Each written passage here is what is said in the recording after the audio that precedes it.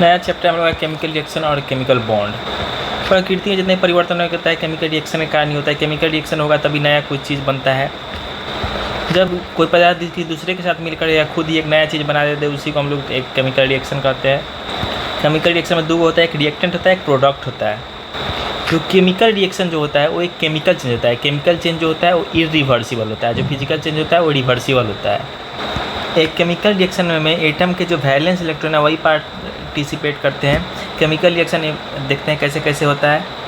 जो मॉलिक्यूल्स होते हैं, मॉलिक्यूल्स पहले टूटेंगे एटम्स में, मॉलिक्यूल से टूट के एटम्स में और उन्हीं एटम्स के बीच में एक नया केमिकल बॉन्ड बनेगा उसके बाद। और जो केमिकल बॉन्ड बनता है उसी के कारण क्या होता है कि नया नया मॉलिक्यूल बनता है और उसी को हम लोग प्रोडक्ट कहते हैं। कुछ केमिकल रिएक्शन के टाइम जो है गैस प्रोड्यूस होता है। कुछ केमिकल रिएक्शन में प्रेसिपिटेट बनता है। प्रेसिपिटेट क्या होता है, अगर रिएक्टेंट जो है वो लिक्विड है लेकिन अगर जो प्रोडक्ट बन रहा है वो एक सॉलिड है। रिएक्टेंट लिक्विड है, प्रोडक्ट सॉलिड बन रहा है तो इसी को हम लोग प्रेसिपिटेट कहते हैं। केमिकल रिएक्शन होगा तो उसमें टेम्परेचर में चेंज आएगा। उसके बाद केमिकल रिएक्शन होगा तो स्टेट ऑफ मैटर भी बदल सकता है। जैसे कि हम लोग देखें प्रेसिपिटेट वाले केस में स्टेट ऑफ मैटर बदलेगा या टेम्परेचर बदलेगा, कलर बदल सकता है। और केमिकल रिएक्शन होगा तो यहाँ पे एनर्जी का ट्रांसफॉर्मेशन होता है। कलर बदलेगा, टेम्परेचर बदलेगा, उसके बाद यहाँ पे है कि स्टेट ऑफ मैटर बदल सकता है, उसके बाद एनर्जी का ट्रांसफॉर्मेशन होगा।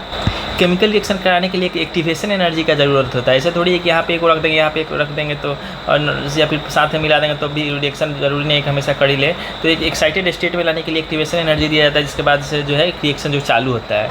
एक केमिकल रिएक्शन में पुराना बॉन्ड टूटता है, नया बॉन्ड बनता है। अब हम लोग केमिकल इक्वेशन देखते हैं क्या होता है। Chemical symbol, chemical equation, chemical formula इस सब का यूज़ करके जो समराइज़ करके लिखा जाता है उसी को केमिकल इक्वेशन कहते हैं। तो ऐसे लिखना रहता है तो कार्बन ऑक्सीजन के रासायनिक अभिक्रिया का कार्बन डाइऑक्साइड का निर्माण करते हैं। इसको C+O2 से CO2 बना, इसे सिंपली लिख सकते हैं। केमिकल इक्वेशन भी दो प्रकार के होते हैं, एक बैलेंस्ड और एक अनबैलेंस। बैलेंस में जितना एटम इधर होगा उतना ही एटम इधर भी होता है। जैसे कार्बन एक है, ऑक्सीजन दो होता है, इधर भी उतना ही है। इसमें बैलेंस है, ये अनबैलेंस्ड है। जैसे कि इधर आयरन एक है तो इधर आयरन जो है 3 गो है। इसमें कह रहा है कि अनबैलेंस्ड जो इक्वेशन होता है उसको हम लोग बैलेंस करते हैं। क्यों? कंजर्वेशन ऑफ मास को फॉलो करने के लिए। केमिकल इक्वेशन से क्या क्या पता चलता है? केमिकल इक्वेशन से केमिकल नया जो केमिकल सिंबल, केमिकल फार्मूला, नया नया मॉलिक्यूल मिलता है। रिएक्टेंट और प्रोडक्ट जो बनता है उसके बारे में जानकारी मिलता है। रिलेटिव नंबर का पता चलता है रिएक्टेंट और प्रोडक्ट के मॉलिक्यूल्स का। इससे हम लोग रेशियो ऑफ मासेज और मोल निकाल सकते हैं। रिएक्टेंट और प्रोडक्ट का मोल्स निकाल सकते हैं, रेशियो ऑफ मासेज निकाल सकते हैं। अगर रिएक्टेंट जो है वो गैसियस है, गैसियस होगा तो उसको हम लोग रिलेटिव वॉल्यूम निकाल सकते हैं। रिएक्टेंट या प्रोडक्ट जो गैसियस है तो हम लोग रिलेटिव वॉल्यूम निकाल सकते हैं। तो केमिकल रिएक्शन को एक्सप्रेस करने का तरीका जो है वो पूरी दुनिया में बिल्कुल सब जगह एक ही जैसा। वो इन्फॉर्मेशन जो केमिकल रिएक्शन से इक्वेशन से नहीं पता चल पाता वो जो है उसके बारे में देखते हैं। रिएक्टेंट और प्रोडक्ट के फिजिकल स्टेट के बारे में नहीं पता चलता है कि फिजिकली किस स्टेट में है। उसके बाद केमिकल इक्वेशन जो है वो रेट ऑफ रिएक्शन के बारे में भी जो नहीं बताता है किस रेट से जो है रिएक्शन चल रहा है। उसके बाद ये भी नहीं पता चलता है कि जो हीट जो है वो एब्जॉर्ब हुआ है या फिर रिलीज हुआ है रिएक्शन के समय, ये भी पता नहीं चलता है। क्या क्या नहीं पता चलता है? तो फिजिकल स्टेट क्या है वो पता नहीं चलता है, रेट ऑफ रिएक्शन पता नहीं चलता है और हीट एब्जॉर्ब हुआ है या रिलीज हुआ है ये पता नहीं चलता है। और जो एक्सप्लोजन होता है केमिकल इक्वेशन के दौरान वो जो उसका भी पता नहीं चलता है। इससे ये भी नहीं पता चलता है कि जो जब केमिकल इक्वेशन से कि जब रिएक्शन हुआ तो उसमें टेम्परेचर, प्रेशर और कैटलिस्ट कॉन्वर्जेंस था, ये सब जो है रिएक्शन से पता नहीं चलता है। और वेट के बारे में पता नहीं चलता है। जो रिएक्टेंट और प्रोडक्ट का जो वेट है वो भी पता नहीं चल पाता है किसी केमिकल इक्वेशन से। विस्फोट होता है कि नहीं, टेम्परेचर, प्रेशर और उसके बाद कैटलिस्ट है कि नहीं, उसका तो वेट क्या है ये भी पता नहीं चल पाता है। इसमें बहुत सारा सिंबल का बाद में यूज़ किया जाने लगा पता करने के लिए थोड़ा बहुत। जैसे कि यहाँ पे एस लिखा है तो सॉलिड है, एल लिखा है तो लिक्विड है, क्यू लिखा है तो एक्वस है, जैसे यहाँ पे रिएक्शन में लिखा हुआ है। इस प्रकार से हीट, अगर किसी रिएक्शन का हीट लिखा हुआ है तो उसमें से जो है हीट निकला है। अगर हीट कुछ भी नहीं लिखा हुआ है तो उसमें जो है जनरली हीट जो है एब्जॉर्ब हुआ है प्रोडक्ट में। जो एरो होता है, एरो और ऊपर वाला एरो है तो इससे पता चलता है वो गैस बना है, और नीचे वाला एरो है तो प्रेसिपिटेट बना है। प्रेसिपिटेट कब बनता है? जब दोनों इधर से लिक्विड और वहाँ पे सॉलिड बन जाता है, उसी को प्रेसिपिटेट कहते हैं। नीचे वाला एरो प्रेसिपिटेट बताता है और ऊपर वाला एरो जो है गैस बतलाता है। और ऐसे वाला चिन्ह के ऊपर हम लोग टेम्परेचर लिख सकते हैं, प्रेशर लिख सकते हैं, उसका जो कैटलिस्ट है उसका नाम लिख सकते हैं। इस प्रकार से हम लोग दर्शा सकते हैं। टाइप्स ऑफ रिएक्शन में आता है केमिकल कॉम्बिनेशन रिएक्शन। कॉम्बिनेशन इसको सिंथेसिस रिएक्शन कहता है, जब दो को मिलकर एक को बनाए, दो या दो से ज़्यादा मिलकर एक को बनाता है उसको कॉम्बिनेशन रिएक्शन का। उसके बाद है डिकम्पोजिशन रिएक्शन। डिकम्पोजिशन होता है कॉम्बिनेशन के बिल्कुल उल्टा होता है डिकम्पोजिशन। इसमें एक से टूट के दो को बनता है डिकम्पोजिशन में। डिकम्पोजिशन रिएक्शन को करने के लिए हीट, लाइट या फिर इलेक्ट्रिकल एनर्जी की ज़रूरत पड़ता है। डिकम्पोजिशन एनर्जी जो होता है, अगर वो हीट के कारण हो रहा है, तो उसको थर्मल डिकम्पोजिशन रिएक्शन कराएंगे। थर्मल डिकम्पोजिशन से हीट, लाइट और इलेक्ट्रिकल एनर्जी चाहिए तभी होता है। अगर हीट के कारण होता है तो उसको हम लोग थर्मल कहते हैं, थर्मल डिकम्पोजिशन रिएक्शन। अगर यही डिकम्पोजिशन रिएक्शन डीसी करंट से हो तब इसको क्या कहेंगे, तब इसको इलेक्ट्रोलाइसिस कहते हैं।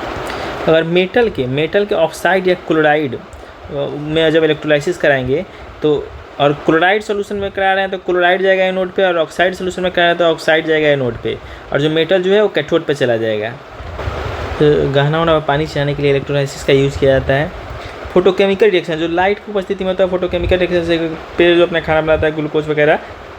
उसके बाद है डिस्प्लेसमेंट रिएक्शन। इसमें एक एलिमेंट जो है दूसरे एलिमेंट को जो रिप्लेस कर देता है। ये जो इसमें ये है कि जो ज़्यादा रिएक्टिव होता है वो कम रिएक्टिव वाले को रिप्लेस करता है। तो रिएक्टिव कौन ज़्यादा है उसको पर देखते हैं। सबसे ज़्यादा रिएक्टिव वाले में आता है नॉन मेटल्स में। देखते हैं नॉन मेटल्स में तो फ्लोरीन, क्लोरीन, ब्रोमीन, आयोडीन है। फ्लोरीन सबसे ज़्यादा, उसके बाद chlorine, bromine, iodine.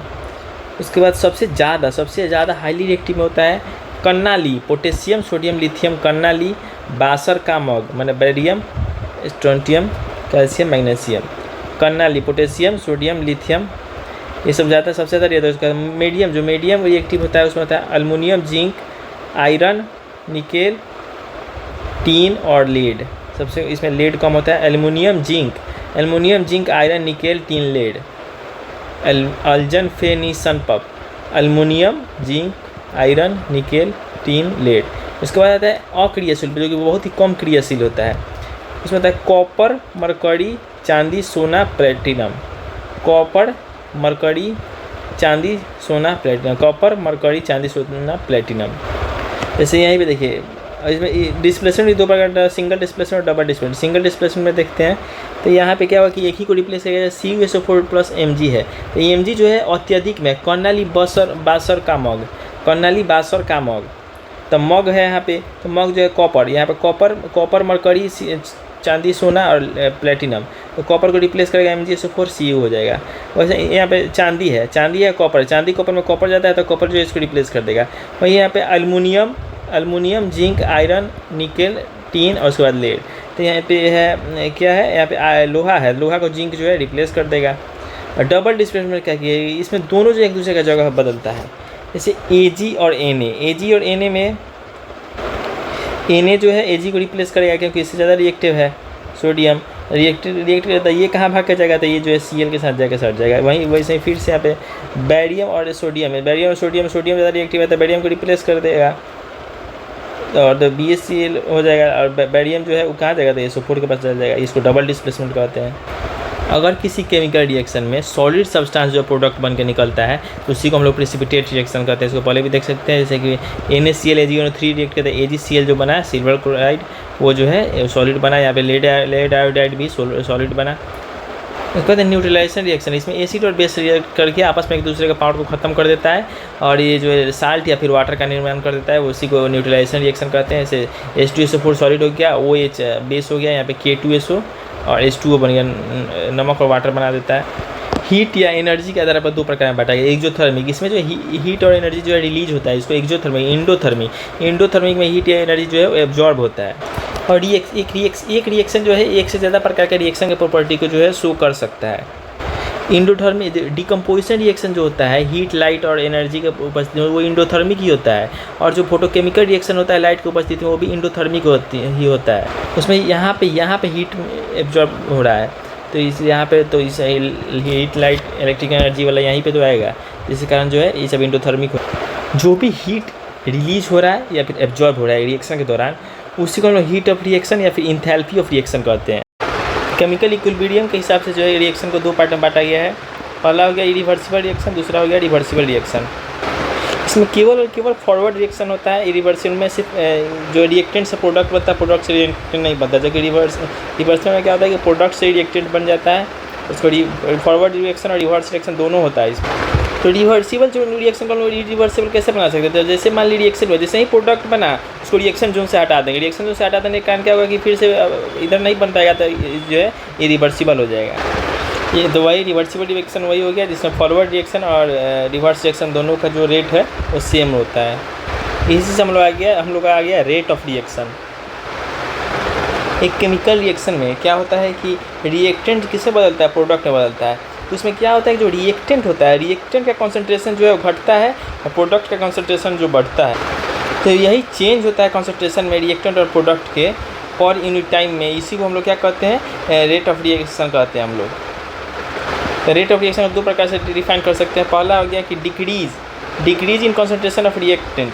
Concentration of reactant में जो डिक्रीज होगा उसको टाइम इंटरवल से डिवाइड कीजिएगा, या फिर increase in concentration of product divided by time interval. दोनों तरीके से हम लोग निकाल सकते हैं। रिएक्टेंट में कॉन्सेंट्रेशन घटता है, प्रोडक्ट में कॉन्सेंट्रेशन जो है बढ़ता है। देखिए रेट ऑफ रिएक्शन किससे प्रभावित होता है? अगर नॉर्मली रिएक्टेंट का कॉन्सेंट्रेशन हाई है तो बहुत बढ़िया रेट ऑफ ज़्यादा रिएक्शन होगा, या फिर अगर गैसियस स्टेट में रिएक्टेंट है तो उसका प्रेशर काफ़ी ज़्यादा, गैसियस है तो प्रेशर होना चाहिए, और दूसरा स्टेट में है तो उसका कॉन्सेंट्रेशन होना चाहिए। केमिकल रिएक्शन जो है वो उसका टेम्परेचर का भी उसको बहुत ज़्यादा इफेक्ट पड़ता है। अगर 10 डिग्री सेल्सियस से टेम्परेचर को बढ़ाया जाए तो रिएक्शन जो है वो डबल स्पीड से होने लगेगा। 10 डिग्री सेल्सियस पर डबल स्पीड से होने रहेगा। वैसे केमिकल रिएक्शन जिसमें जो रिएक्टेंट जो है एक से ज़्यादा स्टेट में, यानी सॉलिड लिक्विड गैस मतलब एक से ज़्यादा स्टेट ऑफ मैटर में है, उसी को हम लोग हेटेरोजीनस रिएक्शन कहते हैं। तो हेटेरोजीनस रिएक्शन के केस में अगर उसका सरफेस एरिया बढ़ा दिया जाए, जहाँ भी रिएक्टेंट को रखा गया है और उसका सरफेस एरिया बढ़ा दिया जाए तो रेट ऑफ रिएक्शन बढ़ जाएगा। यानी कि अगर मान लीजिए सॉलिड है तो सॉलिड को टुकड़ा टुकड़ा करके उसका हम लोग एरिया उसको बढ़ा दे रहे हैं। मतलब कि ऐसे मान लिए कि घी को ऐसे पिघलाने के लिए हम तवा में डाले, एक घी को हम लोग पूरा ऐसे फैला दिए, फैलाने वाला जो है ज़्यादा जल्दी फैलता है। तो वही बोल रहा है कि सॉलिड है उसको तोड़ तोड़ के रखने पर क्या होगा कि रेट ऑफ रिएक्शन जो है इंक्रीज़ कर जाएगा। रेट ऑफ रिएक्शन जो है वो रिएक्टेंट कैसा है उसके नेचर पे भी डिपेंड करता है। जैसे कि मान लीजिए कोई ज़्यादा रिएक्टिव है तो ज़्यादा रेट ऑफ रिएक्शन ज़्यादा होगा, जो कम रिएक्टिव है उसका रेट ऑफ रिएक्शन शुरू होगा। लेकिन रेट ऑफ रिएक्शन को हम लोग और भी तरीके से बढ़ा घटा सकते हैं। उसके लिए हम लोग कैटलिस्ट का यूज़ करते हैं। कैटलिस्ट जो है रिएक्शन को बढ़ा भी सकता है और घटा भी सकता है, लेकिन जनरली बढ़ाने के लिए यूज़ होता है। जो कैटलिस्ट डालेंगे वो रिएक्शन के लास्ट तक बिल्कुल वैसे ही रहेगा। उसमें मतलब फिजिकली चेंज हो सकता है, लेकिन केमिकली उसमें कोई बदलाव नहीं आता है। मतलब वो रिएक्शन को किसी भी तरीके से प्रभावित नहीं करते। कैटलिस्ट के फिजिकल में कोई परिवर्तन नहीं आएगा, लेकिन केमिकल में कोई परिवर्तन नहीं आएगा, लेकिन फिजिकली में परिवर्तन हो सकता है। और कैटलिस्ट जो है रिएक्शन को स्टार्ट नहीं कर सकता है, सिर्फ ये स्पीड को बढ़ा और घटा सकता है। ये एक छोटा मात्रा में हमेशा एक कैटलिस्ट की ज़रूरत होता है रिएक्शन को स्टार्ट करने के लिए। बहुत बड़ा रिएक्शन करवा सकता है कैटलिस्ट, एक छोटा मात्रा से स्टार्ट कर देने। कैटलिस्ट जो होता है और उसको फाइन पाउडर, महीन पाउडर के रूप में डाला जाए तो वो ज़्यादा इफेक्टिव होता है। रिएक्शन के हिसाब से जो है वो कैटलिस्ट बदलते रहता है। ऐसा नहीं कि एक ही कैटलिस्ट को सभी रिएक्शन में डाल देंगे, ऐसा नहीं है। अलग अलग रिएक्शन के लिए अलग अलग कैटलिस्ट होता है। कैटलिस्ट जो है वो केमिकल इक्विलिब्रियम में कोई चेंज नहीं लाता है। केमिकल इक्विलिब्रियम में कोई चेंज नहीं लाता है। यह जो है कम समय में जो है उसके बीच में इक्विलिब्रियम स्टेट में ला देता है उसको। जो ट्रांजिशन मेटल होता है वो सबसे बढ़िया कैटलिस्ट होता है। ट्रांजिशन मेटल कैटलिस्ट होगा, मेटल ऑक्साइड कैटलिस्ट होगा, वाटर वेपर कैटलिस्ट होता है, एसिड बेस कैटलिस्ट होता है। ट्रांजिशन मेटल हो गया, मेटल ऑक्साइड हो गया, वाटर वेपर हो गया, एसिड बेस हो गया। और हम लोग टाइप या नेचर देखते रहते हैं कैटलिस्ट का। एक तो होता है पॉजिटिव कैटलिस्ट, ये रिएक्शन की स्पीड को बढ़ाता है। नेगेटिव कैटलिस्ट ये घटाता है, लेकिन इसका यूज़ बहुत कम होता है। पॉजिटिव को जानती हैं जो स्पीड को बढ़ाता है, और निगेटिव जो स्पीड को घटाता है। जैसे यहाँ पे ग्लाइसरोल जो है, ग्लाइसरोल ये जो है निगेटिव कैटलिस्ट है। ग्लाइसरोल इस रिएक्शन में H2O2 में डाला गया है तो वाटर बना है, ऑक्सीजन बना है। ग्लाइसरोल जो है निगेटिव कैटलिस्ट है। तो ऑटो कैटलिस्ट क्या होता है? ऐसे कोई रिएक्शन जहाँ पे रिएक्शन खुद में ही कैटलिस्ट से काम कर रहा है, रिएक्टेंट जो है वो खुद में एक कैटलिस्ट से काम करने लगता है, उसको हम लोग ऑटो कैटलिस्ट कहते हैं। अब होमोजीनस कैटलिस्ट क्या होता है? ऐसे रिएक्शन में रिएक्टेंट, कैटलिस्ट और प्रोडक्ट तीनों जो है सेम स्टेट में हो, तीनों का तीनों सेम स्टेट में, उसको होमोजीनस कैटलिस्ट बोलेंगे। ऐसे इस रिएक्शन में SO2 को ऑक्सीजन से रिएक्ट किया गया, इन नाइट्रोजन ऑक्साइड को डाला गया, SO3 को डाला गया, यहाँ पे सब जो सेम स्टेट में है। अगर कैटलिस्ट का और रिएक्टेंट का दोनों का स्टेट ऑफ मैटर अलग अलग हो गया तो उसको हम लोग हेटेरोजीनस कैटलिस्ट बोलेंगे। जैसे यहाँ पे आयरन और प्लेटिनम का अलग अलग है। तो कैटलिस्ट प्रोमोटर्स आता है। कैटलिस्ट प्रोमोटर्स वो होगा जो खुद तो कैटलिस्ट नहीं है, लेकिन कैटलिस्ट के साथ रहकर कैटलिस्ट का प्रभाव को और बढ़ा देते हैं। तो कैटलिस्ट को और सपोर्ट कर देते हैं। तो वही हो जाता है कैटलिस्ट प्रोमोटर या फिर कैटलिस्ट इन्हेंसर, इन्हीं को कहा जाता है। जैसे यहाँ पे N2 और H2 मिलकर अमोनिया बना रहा है, N2 और H2 मिलकर, यहाँ पे मोलिब्डेनम MO और एल्युमिनियम ऑक्साइड और पोटेशियम ऑक्साइड जो है, ये सब यहाँ पे कैटलिस्ट प्रोमोटर का काम कर रहा है। Molybdenum, potassium oxide, aluminium oxide ammonia बनने में कैटलिस्ट प्रोमोटर का काम है। कहता है कैटलिस्ट पॉइजन, जो कैटलिस्ट के प्रभाव को कम करता है उसको कैटलिस्ट पॉइजन कहते हैं। जैसे इस रिएक्शन में सल्फर डाइऑक्साइड से के रिएक्शन में यहाँ पे जो डाला गया है आर्सेनिक ऑक्साइड को जब डाला गया है तो यहाँ पे कैटलिस्ट पॉइजन का काम कर रहा है। अब जरूरी कैटलिस्ट को देखा, पहला में जो अमोनिया हैबर्ड विधि से बनता है, हैबर्ड विधि से यहाँ पे आयरन को डाला जाता है कैटलिस्ट के रूप में। यहाँ पे भी हैबर्ड विधि से बन रहा था, जहाँ मोलिब्डेनम को डाला गया था पोटेशियम और एल्युमिनियम ऑक्साइड के साथ, तो यहाँ भी अमोनिया में आयरन को डाला जाता है कैटलिस्ट के रूप में। ये कैटलिस्ट प्रोमोटर का बात है। यहाँ पे डायरेक्ट कैटलिस्ट में डायरेक्ट कैटलिस्ट के रूप में आयरन रहता है। जब मिथाइल अल्कोहल बनता है CH3OH, तो वहाँ पे जिंक ऑक्साइड और क्रोमियम ऑक्साइड ZnO और Cr2O3 जो वहाँ पे कैटलिस्ट का काम करता है। सल्फ्यूरिक SO2 बनने में क्या होता है, तो यहाँ पे वेनेडियम ऑक्साइड V2O5 का यूज़ किया जाता है SO2 बनने में। इसके बाद nitric acid HNO3, sulphuric acid में वेनेडियम और प्लेटिनम का यूज़ होता है। वैसे ही नाइट्रिक एसिड बनने में HNO3 बनने में जो प्लेटिनम का यूज़ होता है। जो वनस्पति तेल से वसा फैट निकलता है, जिसको हाइड्रोजिनेशन प्रोसेस कहा जाता है, हाइड्रोजिनेशन। वहाँ पे निकेल का यूज होता है, निकेल वहाँ पे यूज होता है कैटलिस्ट के रूप में। और जो क्लोरीन बनाने का डीकन विधि है, डीकन विधि में जो है क्यूप्रिक क्लोराइड का यूज किया जाता है क्लोरीन बनाने में। कौन से विधि में, डीकन विधि में क्यूप्रिक क्लोराइड का, डीकन में C का यूज होता है, डी में C का, क्यूप्रिक क्लोराइड का यूज होता है। एमोनिया हैबर्ड विधि में आयरन का, मिथाइल अल्कोहल में ZnO प्लस Cr2O3 का, सल्फ्यूरिक एसिड में वेनेडियम प्लेटिनम V2O5 का, नाइट्रिक एसिड में प्लेटिनम का, हाइड्रोजनेशन में निकेल का और क्लोरीन बनने में क्यूप्रिक क्लोराइड का। तो इंजाइम को देखते हैं। आदमी को जिंदा रहने के लिए उनके शरीर के सेल में बहुत सारा रिएक्शन होने रहता है, इसको कि बायोकेमिकल रिएक्शन कहा जाता है। इंजाइम जो है वो कैटलिस्ट के रूप में काम करता है उन्हीं रिएक्शन को करवाने में, इसीलिए इसको बायो कैटलिस्ट कहा जाता है इंजाइम्स को। अब इंजाइम देखते हैं कौन कौन इंजाइम कहाँ पे कैटलिस्ट के काम करता है। अच्छा, इन्वर्टेज हो गया, ये जो है शुगर को बदल दे रहा है, किसमें, ग्लूकोज और फ्रुक्टोज में बदल दे रहा है। इन्वर्टेज जो है शुगर को ग्लूकोज और फ्रुक्टोज में बदल, यहाँ पे ग्लूकोज है C12H12O11 C6H12O6 में बदल दे रहा है। उसके बाद है स्टार्च को माल्टोज में बदल दे रहा है डाइस्टेज, तो इसको SDM स्टार्च को माल्टोज में कौन बदल दे रहा है, डाइस्टेज बदल दे रहा है। यहाँ पे था ग्लूकोज को बदल रहा था, भले शुगर को बदल रहा था इन्वर्टेज जो है SIGF। मैंने शुगर को याद रख सकते हैं, शुगर को इन्वर्टेज जो है ग्लूकोज और फ्रुक्टोज में बदल रहा है। यहाँ पे था SDM स्टार्च को डाइस्टेज जो है माल्टोज में बदल रहा है। और इसको याद रख सकते हैं, इसको ग्लूकोज को जो है ईस्ट में जाइमेज पाया जाता है, ईस्ट में वो बदल रहा है इथाइल अल्कोहल में। तो इसको देखते हैं गाइज, तो गाइज करने पर क्या बोलता है, अच्छा question, guys the glucose east में होता है जाइमेज, इथाइल अल्कोहल में बदल रहा है। गाइज द ग्लूकोज ईस्ट में होता है जाइमेज, बदल रहा है इथाइल अल्कोहल में। वहीं पे यूरिया को यूरिएज इंजाइम, यूरिया का जो पानी में यूरिया रहता है उसको यूरिया को कौन करेगा, यूरिएज करेगा, क्या बनाता है, एमोनिया बनाता है। यूरिया को यूरिएज जो है एमोनिया बना देता है। उसके बाद दूध को दही कौन बनाता है, तो लैक्टोबैसिली बनाता है। लैक्टोबैसिली जो है दूध को दही बना देता है। केमिकल बॉन्ड को देखते हैं, अगर एक मॉलिक्यूल है उसमें जो बहुत सारे एटम जो आपस में बंधे रहेंगे, किस प्रकार से बंधे रहते हैं, तो जो केमिकल फोर्स से बने रहते हैं उसको केमिकल बॉन्ड कहते हैं। केमिकल रिएक्शन में क्या होता है, एक केमिकल बॉन्ड टूटता है, नया केमिकल बॉन्ड बनता है। इलेक्ट्रॉन्स का जो बंटवारा होता है, आपस में एक दूसरे बांटते हैं, शेयर करते हैं या फिर डोनेट करते हैं, उसके कारण क्या है, केमिकल बॉन्ड बनता है, इसके कारण नए नए मॉलिक्यूल्स बनते हैं।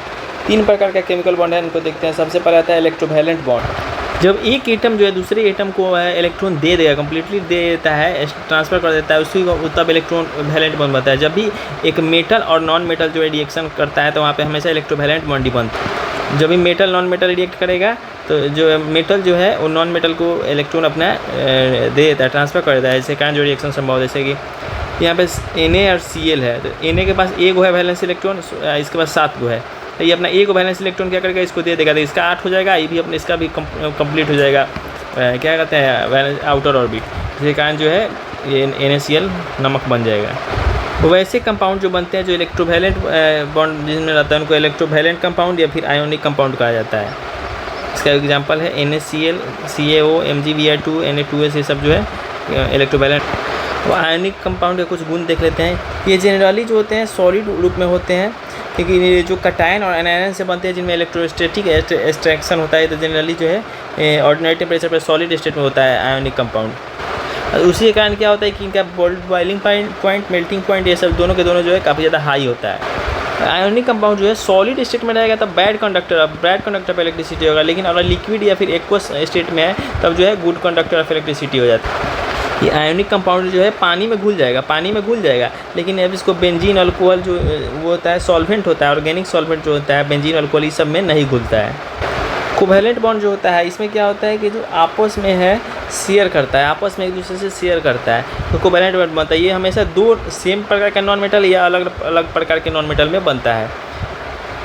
जैसे कि यहाँ पे हाइड्रोजन रिएक्ट किया, ये हाइड्रोजन दोनों के पास एक एक वैलेंस था, तो ये उससे लेके 2 कर लिया, ये इससे लेके 2 करके H2 बना लिया, तो ये यहाँ पे क्या हो गया, तो एक कोवैलेंट बॉन्ड बन गया। इसको सिंगल कोवैलेंट बॉन्ड कहेंगे, जहाँ पे एक एक को शेयर होगा उसको सिंगल, और जहाँ पे 2 जैसे ऑक्सीजन में है, ऑक्सीजन का वैलेंस इलेक्ट्रॉन जो है 6 को होता है, तो दूसरा ऑक्सीजन से जो है ये 2 को शेयर करेगा, इसका 2 को शेयर करेगा, इसका 2 को शेयर करेगा, इसको डबल कोवैलेंट बॉन्ड बनेंगे।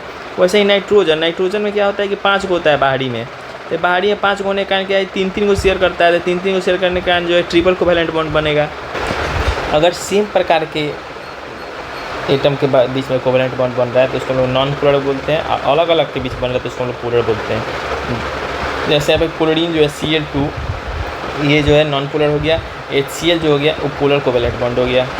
जब 2 एटम के बीच में जब भी कोवैलेंट बॉन्ड बनता है तो यहाँ पे कुछ इलेक्ट्रॉन्स जो होते हैं जो शेयर होते हैं उनको बॉन्ड पेयर कहते हैं, जो शेयर नहीं होते हैं उनको लोन पेयर कहते हैं। जैसे कि यहाँ पे अमोनिया में NH3 में क्या हुआ है कि नाइट्रोजन एक अपना इसको दिया है, हाइड्रोजन से एक लिया, तो यहाँ पे शेयर हुआ है, यहाँ पे भी हुआ है, यहाँ पे, तो ये सब जो हो गया ये सब बॉन्ड पेयर हो गया। ये जो हो गया जो 2 रह गया ऐसे ही इसको हम लोग लोन पेयर कहते हैं। तो ऐसा सोचने वाला बात नहीं कि ये होगा हमेशा पेयर में ही, या तो पेयर में ही ज्वाइन होगा, जैसे ये है तो ये लेगा तो हमेशा पेयर बनाएगा, या बचेगा भी तो हमेशा पेयर में ही बनेगा, तो लोन पेयर बचने वाले को और जो शामिल हो गया उसको बॉन्ड पेयर। और जो कोवैलेंट कंपाउंड होते हैं उनको प्रॉपर्टीज़ को देखते हैं। नॉर्मल टेम्परेचर पर ये कोवैलेंट बॉन्ड जो है या तो सॉलिड में होंगे या फिर लिक्विड में होंगे, या फिर यहाँ पे सॉलिड में होंगे या फिर लिक्विड में होंगे, या फिर बिल्कुल सॉफ्ट सॉलिड के जेली के टाइप में होंगे, क्योंकि इनके बीच में इंटरमोलिक्यूलर फोर्स और वैन डर वाल्स फोर्स जो होता है बहुत कम होता है।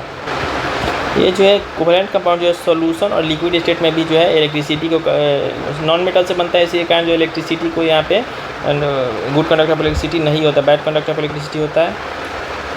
जो भी कोवैलेंट कंपाउंड होते हैं उनके बीच रिएक्शन जो है काफ़ी स्लो रेट से होता है, और ये जो इलेक्ट्रोवैलेंट के अपोजिट होते हैं ये जो है पानी में नहीं घुलते हैं, लेकिन जितने भी ऑर्गेनिक सॉल्वेंट होते हैं जैसे बेंजीन अल्कोहल उनमें जो है घुल जाते हैं, और इनका मेल्टिंग और बॉइलिंग पॉइंट जो होता है वो इलेक्ट्रोवैलेंट या आयोनिक जो कंपाउंड होता है उनसे कम होता है। उसके बाद आता है कोऑर्डिनेट बॉन्ड, तो ये भी एक प्रकार का कोवैलेंट बॉन्ड होता है, लेकिन कोवैलेंट में क्या होता था कि ये इसको देता था, वो भी ये इसको देता था, दोनों मतलब एक दूसरे की तरफ से दिया जाता था, वो हो गया कोवैलेंट। लेकिन इसमें क्या है कि ये जो है एक ही तरफ से सिर्फ दिया जाता है, सिर्फ एक ही तरफ से दिया जाता है, उसको कोऑर्डिनेट बॉन्ड कहते हैं। इसको कहा जाता है कि वैसा बॉन्ड जो कि इलेक्ट्रॉन के शेयरिंग से तो बना है, लेकिन उसका जो दोनों एटम जो है सिर्फ एक ही एटम, दोनों जो इलेक्ट्रॉन जो है एक ही एटम के द्वारा दिया जाता है, उसी को हम लोग कोऑर्डिनेट कहेंगे। दोनों जो इलेक्ट्रॉन दिया जाएगा सिर्फ एक ही एटम के द्वारा दिया जाएगा, तो कोऑर्डिनेट होगा। कोऑर्डिनेट में लोन पेयर को हमेशा वो किया जाता है, लोन पेयर का शेयरिंग होता है। इसमें जो देता है उसको डोनर कहा जाता है, जो लेता है उसको एक्सेप्टर कहा जाता है। जैसे यहाँ पे एग्जांपल है NH3BF3, यहाँ पे N और B के बीच में जो है वो कोऑर्डिनेट बॉन्ड है। NH4Cl यहाँ पे भी कोऑर्डिनेट बॉन्ड है। यहाँ पे H2SO4 और CuNH3 का होल 4SO4 में जो है इसमें भी कोऑर्डिनेट बॉन्ड है। एक कंपाउंड में ज़रूरी नहीं है कि सिर्फ एक से ज़्यादा प्रकार का बॉन्ड भी बन सकता है, तो जैसे यहाँ पे है कोवैलेंट भी बन रहा होगा, कोऑर्डिनेट भी बन सकता है। अब इसके जो गुण होता है उसको हम देखते हैं। जो कोऑर्डिनेट बॉन्ड का ये क्या होता है, ये भी जो बहुत हद तक कोवैलेंट के जैसा ही होता है। ये भी जो है पानी में नहीं घुलता है, बैड कंडक्टर ऑफ इलेक्ट्रिसिटी होता है। उसके बाद ये जो है पानी में नहीं घुलता है, लेकिन जितने भी ऑर्गेनिक सॉल्वेंट होते हैं जैसे बेंजीन अल्कोहल उनमें घुल जाता है। इसका बॉइलिंग पॉइंट, मेल्टिंग पॉइंट जो है वो उससे तो आयोनिक से तो कम होता है, लेकिन जो कोवैलेंट होता है उससे ज़्यादा होता है। यानी कि कोऑर्डिनेट जो है वो आयोनिक और कोवैलेंट की इसका मेल्टिंग बॉइलिंग पॉइंट जो है इसके बीच में पड़ता है।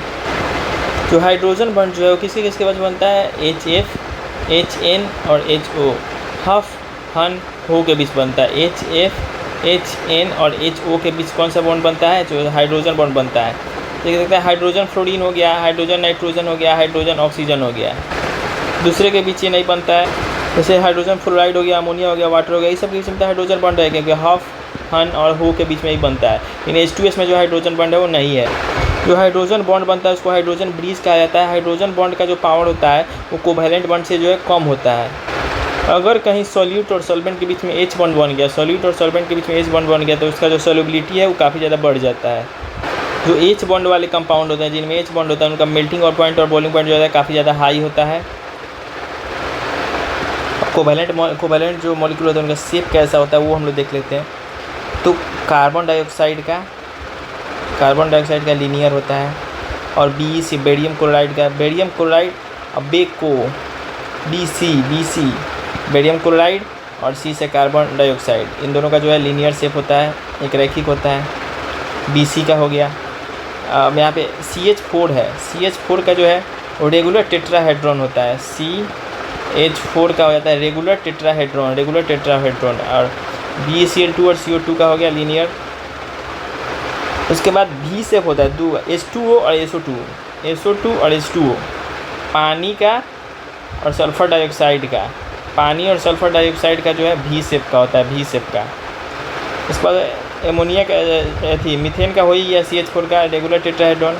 एमोनिया का जो है पिरामिडल होता है, एमोनिया का NH3 का जो है पिरामिडल हो जाएगा। उसके बाद BCl जो होता है, BCl3, BeCl2 लीनियर हो जाता है, लेकिन BCl3 जो होता है वो ट्रायंगुलर हो जाता है। BCl3 जो है ट्रायंगुलर हो जाता है, और BCl3 ट्रायंगुलर होता है। और यहाँ पे PCl5 जो है वो ट्रायंगुलर बाई पिरामिडल हो जाता है। जैसे NH3 यहाँ पे पिरामिडल हो गया, वैसे PCl5 जो है ट्रायंगुलर बाई पिरामिडल हो जाता है। जैसे बेस वाला CO, बेकल बेरियम क्लोराइड और CO2, ये जो है लीनियर हो गया। चूतिया जो होता है वो रेगुलर टेट्राहेड्रॉन होता है। चूतिया मीथेन जो होता है CH4 वो रेगुलर टेट्राहेड्रॉन हो जाता है। एमोनिया NH3 जो होता है पिरामिडल होता है, और PCl5 जो है ट्रायंगुलर बाई पिरामिडल हो जाता है। पानी और SO2 जो होता है V शेप का हो जाता है, पानी और SO2, और BCl3 जो है वो ट्रायंगुलर होता है, BCl3।